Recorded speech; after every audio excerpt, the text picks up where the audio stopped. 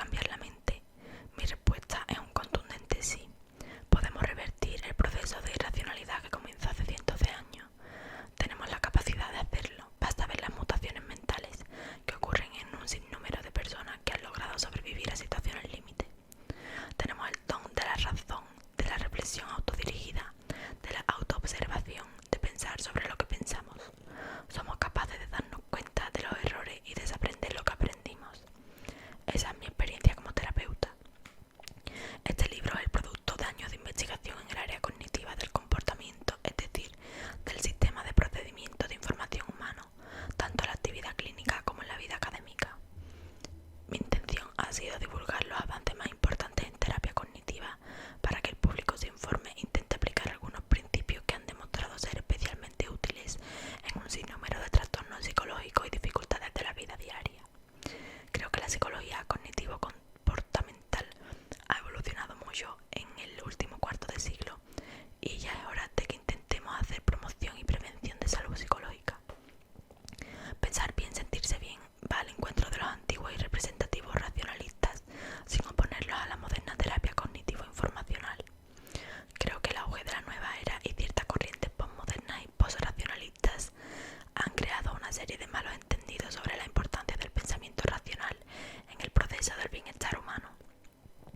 Para algunos fanáticos, pensar racionalmente es improductivo y poco recomendable, pero si el pensamiento está out, no tenemos esperanza del cambio. Toda investigación actual en psicología apunta a lo mismo. Si pensáramos mejor, actuaríamos mejor.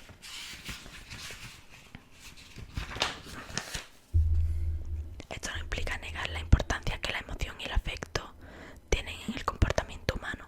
Habrá ocasiones en las cuales pensamos mal porque nos sentimos mal y otras en las que nos sentimos mal porque pensamos mal. El énfasis dependerá del caso. Si sufres de un síndrome premenstrual, pensarás mal porque te sientes mal. Pero si padeces un trastorno obsesivo compulsivo, es muy probable que pensar mal hará que te sientas mal. No se trata de negar el pensamiento, sino de aprenderlo a usar, de ponerlo en su lugar y potenciar sus posibilidades. La compleja capacidad de razonar con la que contamos nos aleja de nuestros antecesores animales. No importa lo que digamos y las analogías que pretendamos establecer a partir de las similitudes bioquímicas halladas con los primates. El problema no es solo cuantitativo, sino cualitativo.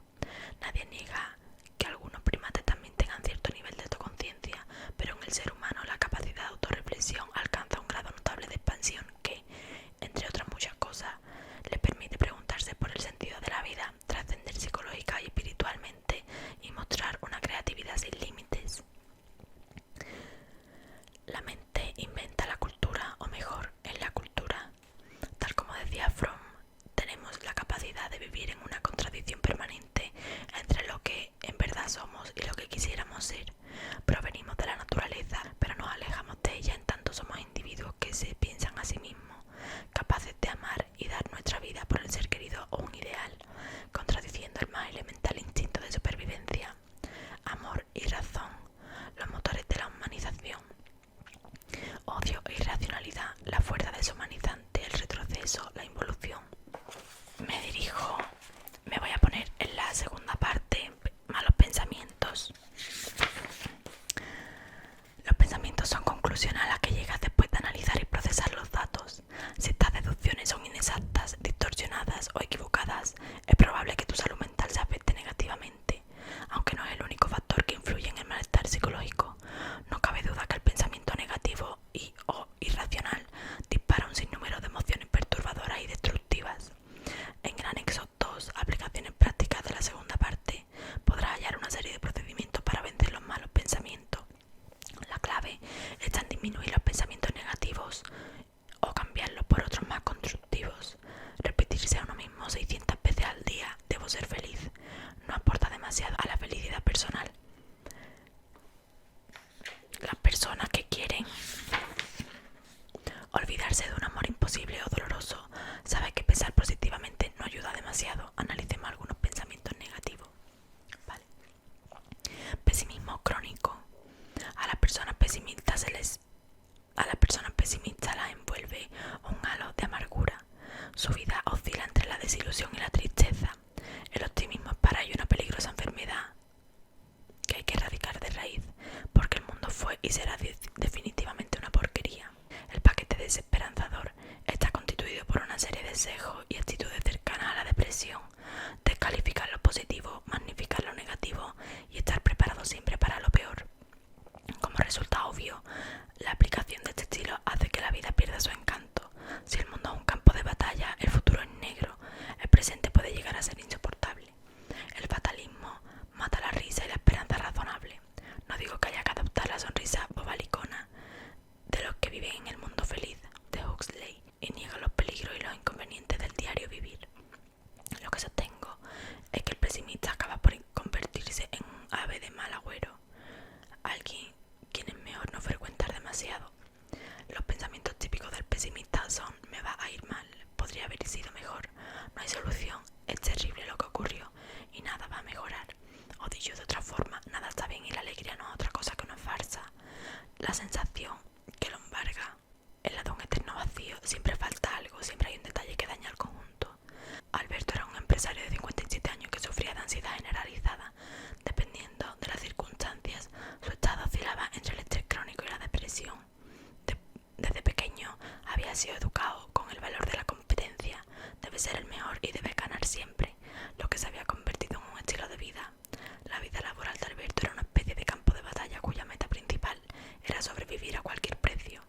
Si hacemos una composición del lugar y nos imaginamos por un instante que estamos perdidos en la selva de Vietnam, rodeados por el enemigo, es evidente que la hipervigilancia y el estar listo para lo peor será una buena estrategia de supervivencia. Si un compañero de combate altamente optimista y confiado nos dijera: ignoremos ese ruido que llega desde los árboles, no podemos ser tan negativos, de pronto solo se trata de un animal y no de un francotirador, lo evitaríamos más que al enemigo mismo. El optimismo ilusionario puede ser tan nefasto como el pesimismo crónico. La máxima de Alberto hubiera sido ideal para tiempos de guerra: no puedo descuidarme, si lo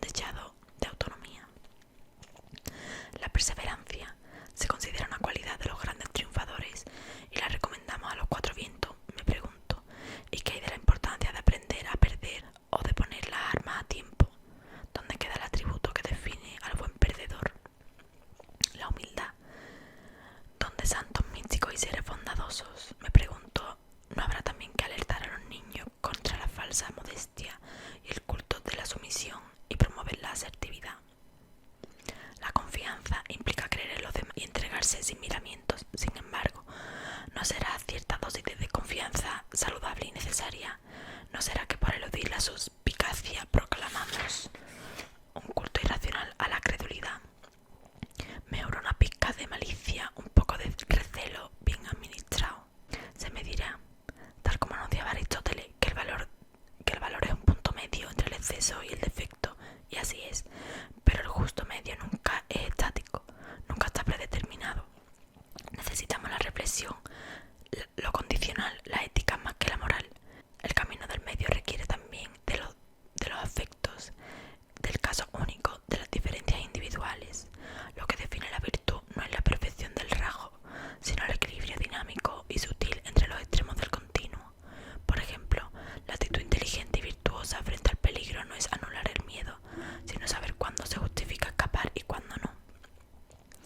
Los valores sin sus respectivas excepciones terminan por convertirse en cargas morales insoportables, lugares oscuros donde la conciencia se esconde de sí misma. Una profesora de bachillerato me dijo en cierta ocasión: yo sé que si evito mencionar las excepciones de las reglas y los dilemas morales en mi clase, estoy educando a personas rígidas y extremistas, pero prefiero no correr el riesgo de que los jóvenes vean en la excepción una justificación a su conducta transgresora. La pedagogía del pusilánime. Para que los jóvenes no piensen mal, mejor les quitamos toda la posibilidad de pensar por ellos mismos, mejor los encerramos en el pensamiento dicotómico. Pero hay otra opción, siempre la hay, afortunadamente, flexibilizar la norma a medida que el niño crece, contar las cosas poco a poco a su debido tiempo, pero contarlas, aumentar la complejidad de la información a medida que el cerebro va desarrollándose y no considerar a los jóvenes como psicópatas en potencia. En otras palabras, ir en busca de la cordura, lejos del dogma. No digas nunca jamás. ¿Cuántas veces, pese a la tentadurez, te has visto obligado a revisar tus premisas porque los hechos te demostraron una verdad distinta? Recuerdo el caso de una señora que participaba activamente en una organización religiosa contra el aborto. La consigna era tan anticategórica: la vida es sagrada, siempre y en cualquier circunstancia, sin excepciones. En una ocasión tuve la oportunidad de escuchar una de sus conferencias sobre el tema y quedé realmente impresionado por la solidez de sus convicciones, aunque no compartía su idea. Todo se trastocó cuando un día su hija menor, una niña de 15 años, fue violada por un hombre mayor que padecía de problemas mentales y quedó embarazada. No hay que tener mucha imaginación para comprender el terrible conflicto al cual se vio enfrentada. La lucha interna